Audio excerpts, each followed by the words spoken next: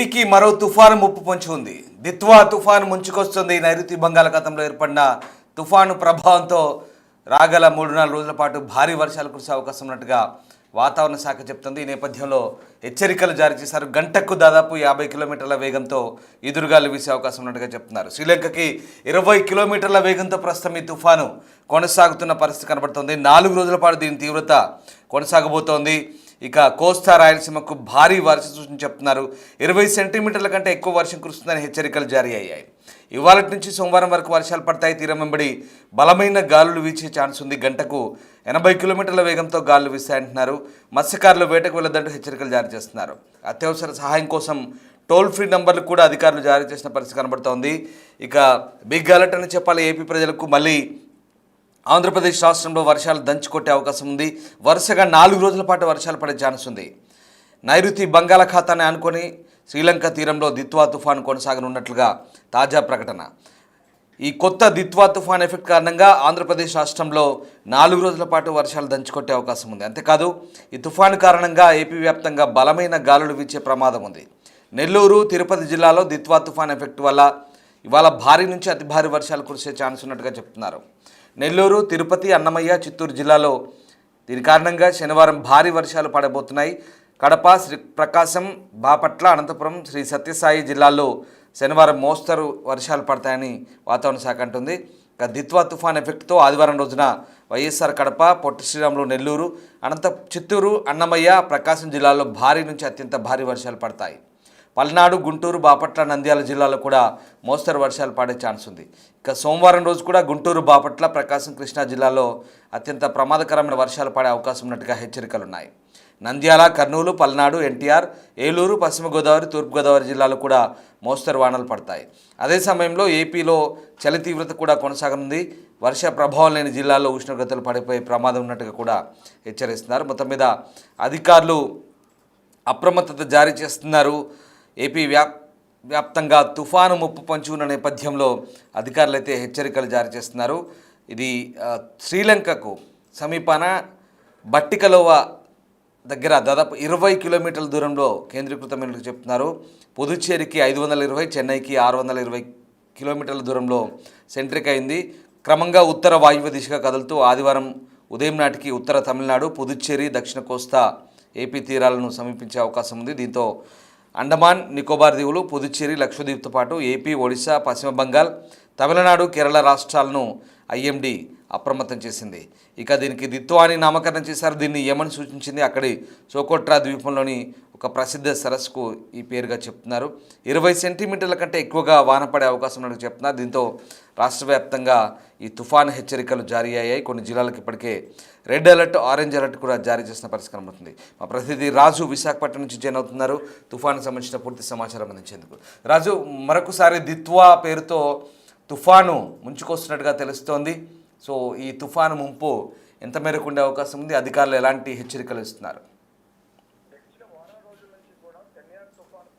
ఆంధ్రప్రదేశ్లో ఉన్నటువంటి దక్షిణ కోస్తా రాయలసీమ జిల్లాల మీద ఉండే అవకాశం ఉందని వాతావరణ శాఖ అధికారులు హెచ్చరించారు. కానీ సెనియార్ తుఫాను ఆంధ్రప్రదేశ్ మీద ఏ విధమైనటువంటి ప్రభావం చూపకుండా అటు ఇండోనేషియా మీదుగా మలేషియా పైనుంచి వెళ్లిపోయినటువంటి పరిస్థితి ఉంది. ఇంతలోపే అటు శ్రీలంక సముద్ర తీరంలో మరొక అల్పపీడనం ఏర్పడడం, వాయుగుండంగా మారి ఇప్పుడు తుఫానుగా రూపాంతరం చెందినటువంటి పరిస్థితి కనిపిస్తుంది. దీనికి దిత్వా అనే నామకరణం అయితే చేశారు.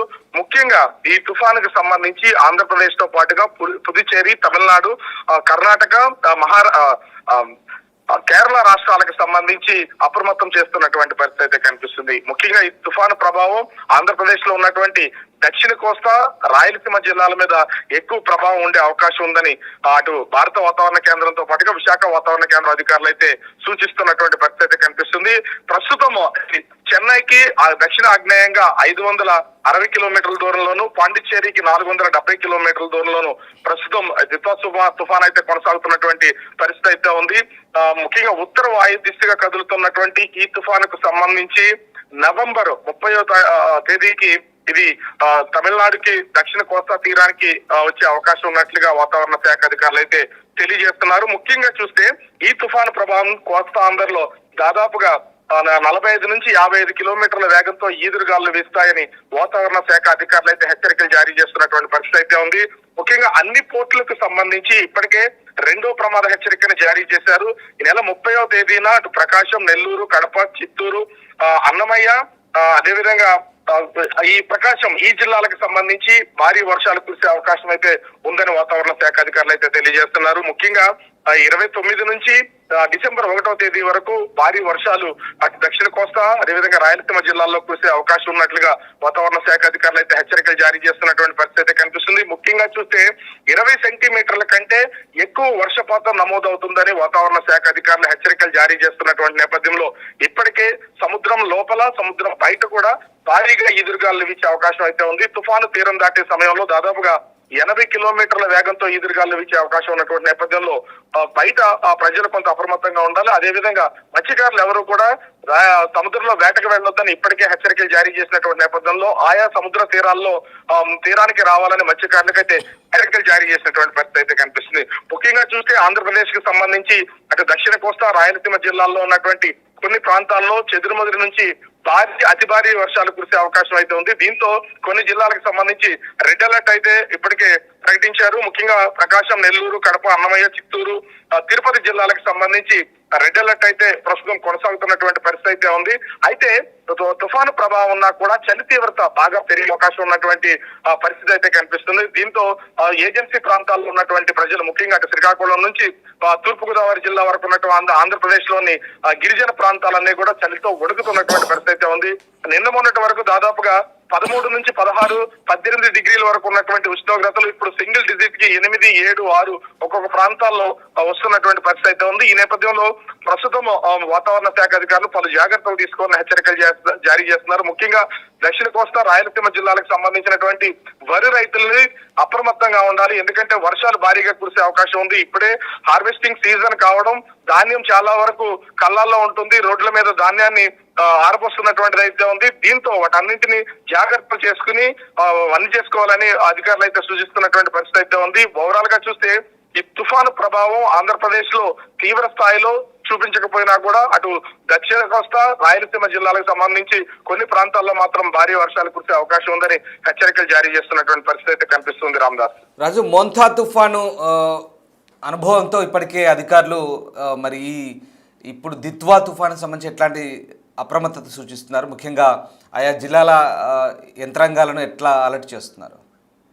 అంటే మోంతా తుఫానుకు సంబంధించి ఆంధ్రప్రదేశ్ లో ఉన్నటువంటి ముఖ్యంగా ఇది తూర్పుగోదావరి, ఉమ్మడి తూర్పుగోదావరి, ఉమ్మడి పశ్చిమ గోదావరి జిల్లాల్లో ఎక్కువగా దీని ప్రభావం ఉండే అవకాశం ఉందని వాతావరణ శాఖ అధికారులు ముందస్తుగానే హెచ్చరికలు జారీ చేసినటువంటి నేపథ్యంలో కొన్ని జాగ్రత్తలు తీసుకోవడానికి అవకాశం ఉంది. ఆ తుఫాను ప్రభావం తీవ్ర స్థాయిలో పడకపోయినా భారీ వర్షాలు కురిసినటువంటిది అయితే ఉంది. కానీ ఈ దిత్వా తుఫానుకు సంబంధించి ఇది తమిళనాడు, పుదుచ్చేరిల తీరంలో సమీపంలో తీరం దాటే అవకాశం ఉందని వాతావరణ శాఖ అధికారులు ఇప్పటికే ఒక అంచనాకు వచ్చినటువంటి పరిస్థితి అయితే ఉంది. ఇది తీరం దాటేది ఆంధ్రప్రదేశ్ కి సంబంధించి ఎక్కడ తీరం దాటే అవకాశం లేదు. కానీ దీని ప్రభావం దక్షిణ కోస్తా, రాయలసీమ జిల్లాల మీద కొద్దిగా ఉంటది కాబట్టి అంత తీవ్రత ఆంధ్రప్రదేశ్ మీద ఉండే అవకాశం లేదు. అయినా కూడా రాష్ట్ర ప్రభుత్వం నుంచి కొన్ని జాగ్రత్తలు ఖచ్చితంగా తీసుకోవాలి. ముఖ్యంగా రైతులు, మత్స్యకారులు తీసుకోవాలని వాతావరణ శాఖ అధికారులు అయితే హెచ్చరికలు జారీ చేస్తున్నారు.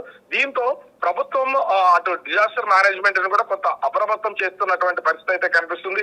అయితే పూర్తి స్థాయిలో ఈ తుఫాను ఆంధ్రప్రదేశ్ లో భూభాగానికి తీరాన్ని దాటే అవకాశం లేదు కాబట్టి, తీరాన్ని తాకే అవకాశం లేదు కాబట్టి ప్రస్తుతానికి ఏ విధమైనటువంటి ప్రభావం లేదు. ఎందుకంటే ముఖ్యంగా ప్రస్తుతం కొనసాగుతున్నటువంటి ఈ దిత్వా తుఫాను సంబంధించి అటు చెన్నైకి దక్షిణ ఆగ్నేయంగా 560 కిలోమీటర్ల దూరంలోను, పాండిచ్చేరికి 470 కిలోమీటర్ల దూరంలో కొనసాగుతుంది కాబట్టి దీని ప్రభావం ఆంధ్రప్రదేశ్ మీద పూర్తి స్థాయిలో ఉండే అవకాశం అయితే లేదు. దీంతో ఒక విధంగా రాష్ట్ర ప్రభుత్వం ఊపిరి పీల్చుకున్నట్లయితే పరిస్థితి కనిపిస్తుంది. కానీ రానున్నటువంటి 3 రోజులు కూడా భారీ వర్షాలు ఆంధ్రప్రదేశ్ లోని దక్షిణ కోస్తా, రాయలసీమ జిల్లాల్లో కురిసే అవకాశం ఉంది కాబట్టి కొంత జాగ్రత్తలు తీసుకోవాలని సూచిస్తున్నారు. అయితే సముద్రంలో కొనసాగుతున్నటువంటి ఈ అల్పపీడనం ఏ క్షణానైనా గాలిపటానికి దిశను మార్చుకునే అవకాశం ఉంటది కాబట్టి ప్రభుత్వ యంత్రాంగాన్ని ప్రభుత్వం అయితే ప్రస్తుతం అప్రమత్తం చేస్తున్నటువంటి పరిస్థితి కనిపిస్తోంది. రామదాస్.